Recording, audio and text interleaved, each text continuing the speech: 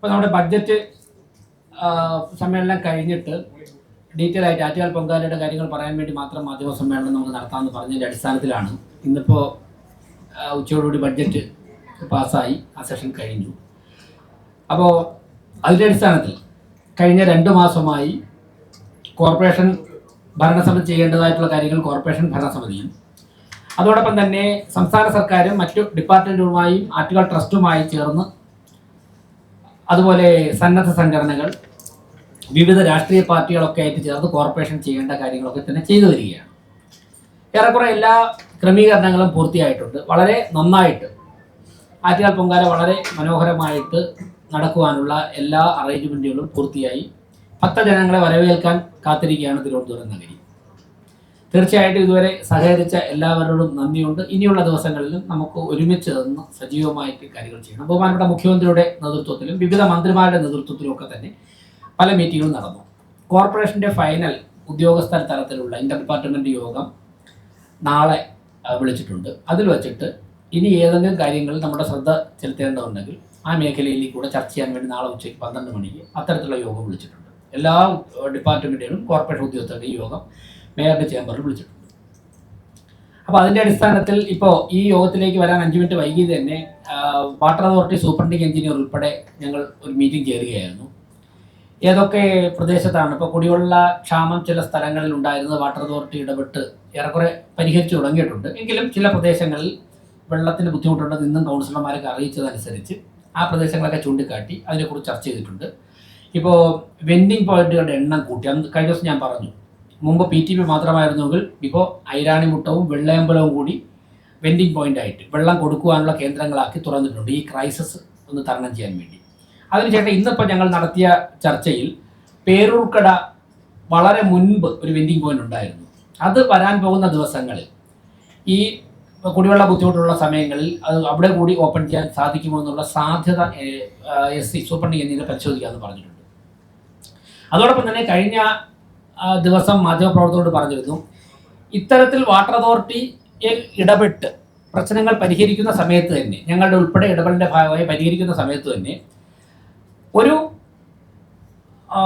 Alternative എന്ന നിലയ്ക്ക് ഏതെങ്കിലും സാഹചര്യത്തിൽ വീണ്ടും ബുദ്ധിമുട്ടുണ്ടായാൽ അത് തരണം ചെയ്യാൻ വേണ്ടി ഇപ്പോൾ ഓടിക്കൊണ്ടിരിക്കുന്ന 107 ടാങ്കറുകൾക്ക് പുറമേ 60 ടാങ്കറുകൾ കൂടി കോർപ്പറേഷൻ വാടകയ്ക്കെടുക്കാൻ തീരുമാനിച്ചിട്ടുണ്ട്. അതിൻ്റെ എല്ലാ നടപടിക്രമങ്ങളും പൂർത്തിയായി. നാളെ രാവിലെ 11 മണിക്ക് ഈ 60 ടാങ്കറുകളും ഒരു സ്ഥലത്ത് പുത്തരിക്കണ്ട മൈതാനത്ത് വരാൻ പറഞ്ഞിട്ടുണ്ട്. ഈ വാഹനങ്ങളെല്ലാം അവിടെ വരും. അവിടെ വച്ച് ഈ വാഹനങ്ങൾക്കൊക്കെ തന്നെ നമ്പർ ചെയ്ത് ഓരോ വാർഡിനും ഓരോ വാഹനം കൊടുക്കും. ഇപ്പോൾ ഈ കുടിവെള്ള ബുദ്ധിമുട്ട് പറയുന്ന ഒരു വാർഡിന് വെള്ളം നിറച്ച് ഒരു ടാങ്കർ കൊടുക്കും. അവിടുത്തെ കൗൺസിലറുടെയും അവിടുത്തെ HIയുടെയും ഹെൽത്ത് ഇൻസ്പെക്ടറുടെയും നിയന്ത്രണത്തിലായിരിക്കും ആ വാർഡിൽ ആ വാഹനം ഓടുന്നത്. കുടിവെള്ള ബുദ്ധിമുട്ടുള്ള മുഴുവൻ സമയത്തേക്കും ആ വാഹനം ആ വാർഡിൽ ജനങ്ങൾക്ക് പ്രയോജനപ്പെടുത്താം. അതിൻ്റെ പൂർണ്ണ ചെലവ് കോർപ്പറേഷൻ വഹിക്കും.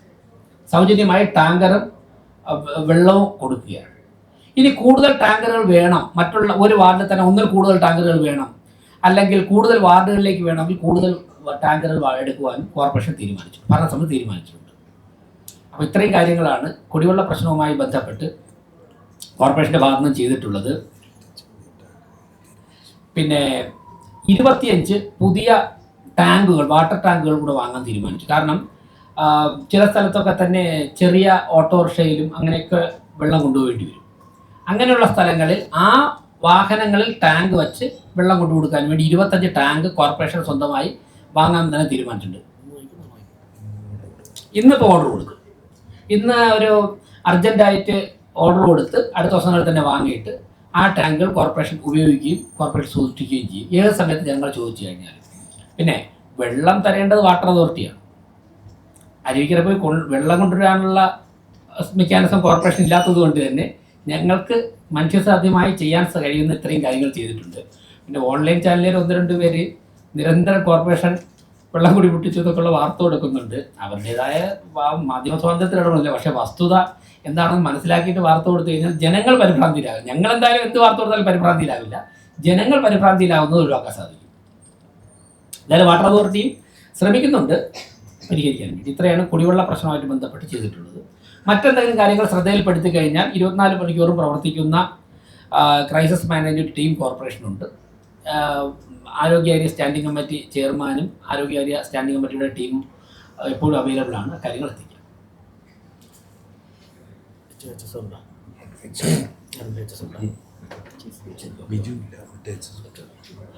അപ്പോൾ കുടിവെള്ള പ്രശ്നത്തിൻ്റെ കാര്യത്തിൽ ഈ രീതിയിലുള്ള ഇടപെടാൻ ഇതുവരെ ചെയ്തിട്ടുള്ളത്. നാളെ രാവിലെ 11 മണിക്ക് എല്ലാ മാധ്യമപ്രവർത്തകരെയും പുത്തരിക്കണ്ട മൈതാനത്തിൽ വന്നു കഴിഞ്ഞാൽ ഈ അറേഞ്ച്മെൻ്റൊക്കെ തന്നെ നേരിട്ട് നിങ്ങൾക്ക് വിലയിരുത്താം.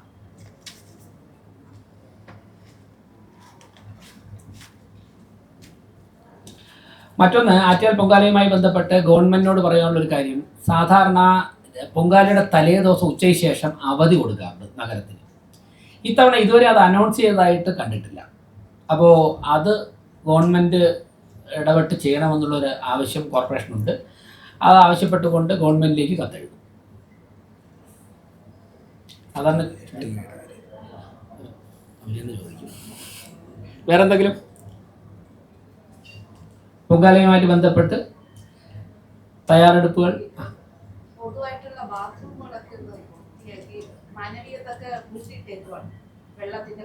അത് ഈ ടോയ്ലറ്റ് ആണോ അതോ മാനുവലാണ്? ടോയ്ലറ്റുകൾ കുറേ പരിശോധിച്ചിട്ടുണ്ട്. പിന്നെ ടെമ്പററി ടോയ്ലറ്റ് മുമ്പ് വെച്ചതിൻ്റെ ഇരട്ടി എണ്ണം വയ്ക്കുവാനുള്ള നടപടികളും സ്വീകരിച്ചിട്ടുണ്ട്. സ്ഥിരമായിട്ട് പൈപ്പ് പുതിയതായിട്ട് ലൈൻ എടുത്ത് ആരോഗ്യ സ്റ്റാൻഡിംഗ് കമ്മിറ്റി ചെയർമാൻ അത് പറയും. കഴിഞ്ഞ ഹെൽത്ത് കമ്മിറ്റിയിൽ ഈ മാനവീയം റോഡിലെ ഈ കുടിവെള്ളത്തിൻ്റെ ഇഷ്യൂ വന്നിരുന്നു. അവിടെ ഒരു പെർമനൻ്റിൽ പൈപ്പ് ഉണ്ടായിരുന്നു. ആ പൈപ്പ് ബ്ലോക്കായി കിടക്കുകയാണ്. അപ്പോൾ പുതിയൊരു കണക്ഷൻ എടുത്തുകൊണ്ട് സ്ഥിരം സംവിധാനം എന്ന നിലയ്ക്ക് തീരുമാനം എടുത്തിട്ടുണ്ട്. ഉടനെ തന്നെ നടപ്പാവും. പൊങ്കാല സമയത്ത് കൂടുതൽ ടെമ്പററി ടോയ്ലറ്റ് കൊണ്ടുവരാനുള്ള സംവിധാനം ചെയ്തിട്ടുണ്ട്. പിന്നെ ഇന്നലത്തെ ബഡ്ജറ്റിൽ 200 ശുചിമുറികൾ തിരുവനന്തപുരം നഗരത്തിൽ 200 ശുചിമുറികൾ അനൗൺസ് ചെയ്തിട്ടുണ്ട്. ഇപ്പോൾ നമുക്ക് 31 എണ്ണമാണ് ഞങ്ങളുടെ കണക്കിൽ ഇപ്പോൾ ഉള്ളത്. അതിൽ പലതും ഉപയോഗിക്കാൻ പറ്റുന്നില്ല. അപ്പോൾ അതിൽ എല്ലാം കൂടുതൽ ക്രമീകരിക്കുന്നതോടൊപ്പം തന്നെ 200 ശുചിമുറികൾ അനൗൺസ് ചെയ്തിട്ടുണ്ട്. അതുകൊണ്ട് വരുമ്പോഴേക്കും ഈ പ്രശ്നം ഏറെക്കുറെ പരിഹരിക്കാൻ നമുക്ക് സാധിക്കും. മറ്റൊന്ന്, ഈ ഹരിത പ്രോട്ടോകോൾ പാലിക്കണം, അങ്ങനെയുള്ള കാര്യങ്ങൾ. അതോടൊപ്പം തന്നെ സന്നദ്ധ സംഘടനകളുടെ മീറ്റിംഗ്, ഇങ്ങനെയുള്ള കാര്യങ്ങളൊക്കെ തന്നെ വളരെ സജീവമായിട്ട് പല ഘട്ടങ്ങളിലായിട്ട് നടന്നു കഴിഞ്ഞു. ഇനി മാധ്യമപ്രവർത്തകർ നിരന്തരം പത്രസമ്മേളനത്തിൽ ചോദിച്ചൊരു ചോദ്യമുണ്ട്, ചുടുകല്ല് എന്ത് ചെയ്യുന്നു? അപ്പോൾ ചുടുകല്ല് കഴിഞ്ഞ കാലഘട്ടങ്ങളിൽ, മുൻ വർഷങ്ങളിൽ ചെയ്തിരുന്ന അതേപോലെ തന്നെ ചെയ്യുവാനാണ് തീരുമാനിച്ചിട്ടുള്ളത്. അതിനുള്ള എല്ലാ ക്രമീകരണങ്ങളും ചെയ്തിട്ടുണ്ട്. ചുടുകല്ല് ശേഖരിച്ച് വീട് നിർമ്മാണം നടത്തിക്കൊണ്ടിരിക്കുന്നവർക്ക് ആവശ്യപ്പെട്ട് പലരുടെയും കത്ത് ലഭിച്ചിട്ടുണ്ട്. അവർക്ക് നൽകും.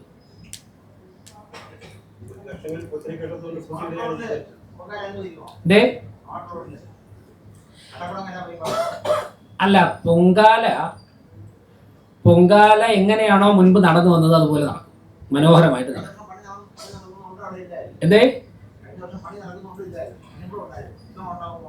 അല്ല, റോഡ്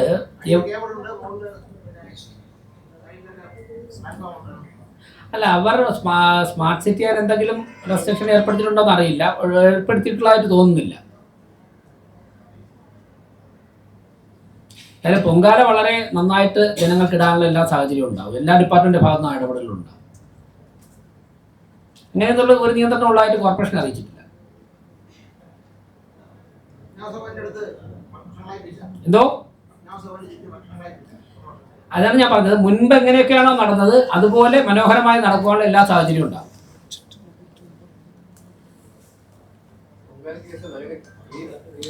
അതെ, അതാണ്. അതിന് ഇപ്പോൾ ചില സന്നദ്ധ സംഘടനകൾ പൊങ്കാലയ്ക്ക് മുൻപ് തന്നെ നഗരം വൃത്തിയാക്കുവാൻ വേണ്ടി തയ്യാറായി വന്നിട്ടുണ്ട്.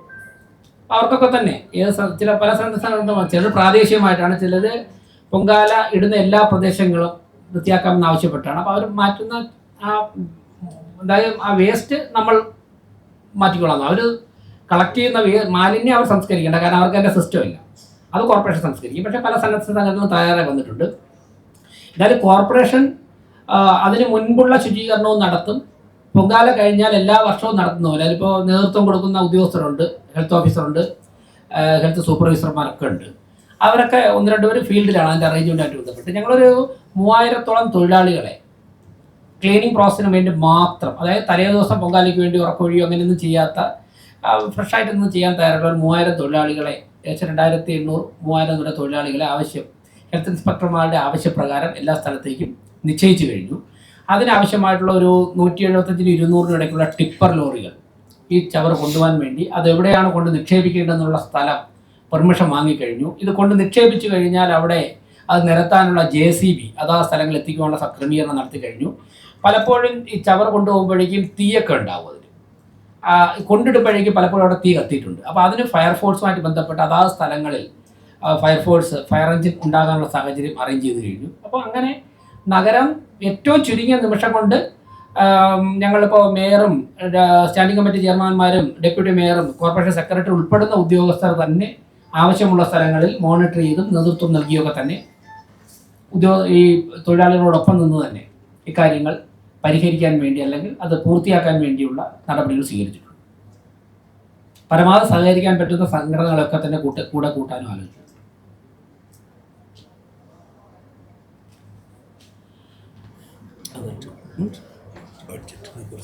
വേറെന്തെങ്കിലും? പിന്നെ ഇന്ന് ബഡ്ജറ്റ് ചർച്ച ഉണ്ടായിരുന്നു, കുറേ മാധ്യമപ്രവർത്തകർ ഉണ്ടായിരുന്നു. അപ്പോൾ വളരെ നല്ല, തിരുവനന്തപുരത്ത് മാത്രമല്ല കേരളത്തിന് തന്നെ വളരെ കിട്ടുന്നൊരു ബഡ്ജറ്റാണ് അവതരിപ്പിച്ചിട്ടുള്ളത്. തിരുവനന്തപുരം ജില്ലയുടെ പല ഭാഗത്തുനിന്നും, ജില്ലയ്ക്ക് പുറത്തുനിന്നും, ജില്ലയുടെ പല ഭാഗത്തുനിന്നും ജില്ലയ്ക്ക് പുറത്തുനിന്നുള്ള ആൾക്കാരുൾപ്പെടെ ബഡ്ജറ്റിനെ കുറിച്ച് അന്വേഷിക്കുന്നുണ്ട്. അപ്പോൾ അത് അത്രത്തോളം സ്വീകാര്യമായിട്ടുള്ളൊരു ബഡ്ജറ്റാണ് കഴിഞ്ഞ 60 ദിവസം കൊണ്ട് തയ്യാറാക്കി അവതരിപ്പിക്കാൻ വേണ്ടി ഭരണസമിതിക്ക് സാധിച്ചിട്ടുള്ളത്. അതോടൊപ്പം തന്നെ അത് നടപ്പിലാക്കുവാനുള്ള നടപടികളും സ്വീകരിച്ചു.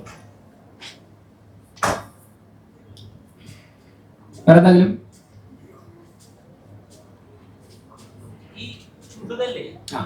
കഴിഞ്ഞ വർഷങ്ങളിലെല്ലാം വീട് നിർമ്മാണത്തിന് കൊടുത്തത് അത് ലൈഫ് മിഷനിലേക്ക് ഉള്ള ഉപഭോക്താക്കൾക്കാണ്, അല്ലെങ്കിൽ കോർപ്പറേഷൻ അതിനു വേണ്ടി പ്രത്യേക ലിസ്റ്റ് ഉണ്ടോ ഉപഭോക്താക്കളുടെ? അല്ല, ഇപ്പൊ വീട് നിർമ്മാണം നടന്നുകൊണ്ടിരിക്കുന്ന കോർപ്പറേഷനുമായിട്ട് ബന്ധപ്പെട്ട് പല പദ്ധതികളിൽ വീട് നിർമ്മാണം നടക്കുന്നുണ്ട്. അതിൽ പലരും ആവശ്യപ്പെട്ടിട്ടുണ്ട്, അവർക്ക് കൊടുക്കും. ഏത് പദ്ധതിയിലും ആവശ്യക്കാര് വരുന്നതനുസരിച്ചിട്ട് എത്രയും പെട്ടെന്നുണ്ട്. കഴിഞ്ഞതിനിപ്പം കൊടുത്തതിൻ്റെ കണക്കൊക്കെ എങ്ങനെയുണ്ട്? ഒരു 2,95,000 കല്ലാണ് കഴിഞ്ഞതിന് നമുക്ക് കൊടുക്കാൻ സാധിച്ചത്. കഴിഞ്ഞ വർഷം മാത്രം കൊടുക്കാൻ വേണ്ടി സാധിച്ചു.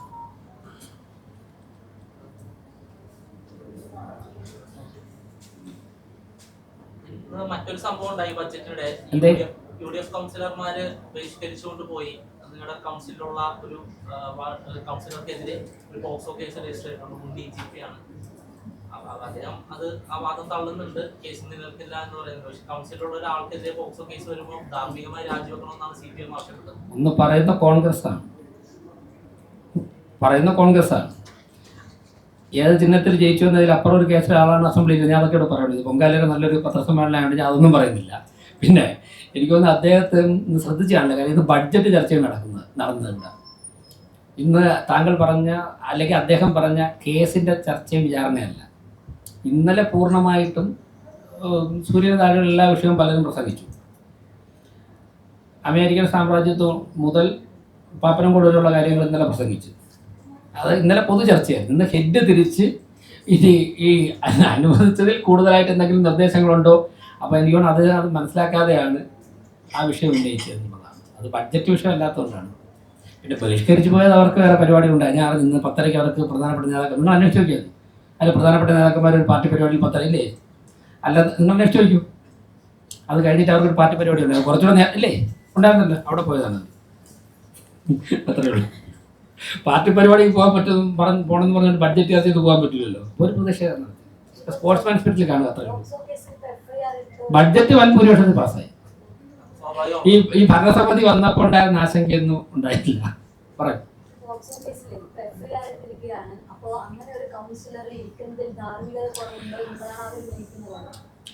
ആ ധാർമ്മികതയെ കുറിച്ച് പറഞ്ഞാരാണ്? ഏത് പാർട്ടിയാണ്?